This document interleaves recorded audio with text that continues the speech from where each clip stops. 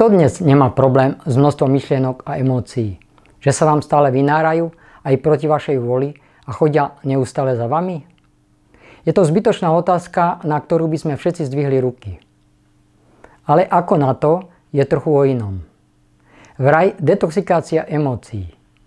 Takýto pojem ste ešte nepočuli ani v oficiálnej medicíne. Ani dlho počuť nebudete, lebo ani váš lekár to nepočul. Poďme ale ďalej. Skutočné detoxikovať emócií sa naozaj dá.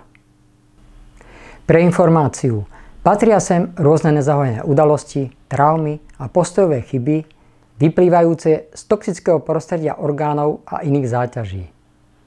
Dnes už sú na trhu preparáty, ktoré vedia aj takúto prácu vykonať. Samozrejme za pomoci nového postoja majiteľa tela. Jednoducho sa treba ešte so zvyškom zdravého rozumu pre nádejnú zmenu stavu rozhodnúť. Metóda detoxikácie emócie je už niekoľko rokov úspešne vykonávaná. Nie je to placebo. Prebehne aj pri pasívnom postoji, ale výsledok je mierne slabší. Celý proces detoxikácie má na starosti špeciálna zostava informačných preparátov, ako aj podporného konania detoxikovaného podľa vedenia terapeutom. Proces prebieha takmer akoby z sci-fi. Užívaním sa prepisujú staré chybové vzorce, ktoré boli nevyhojené a nám sa neustále pripomínajú. Výsledkom infodetoxikácia je vyjasnenie mysli a úsmev na tvári. Detoxikácia emócií je vhodná pre každého človeka.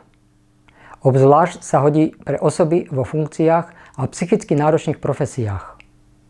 Detoxikáciou získate jasnejší a triezvejší pohľad na svet a vzrastie vám sebavedomie.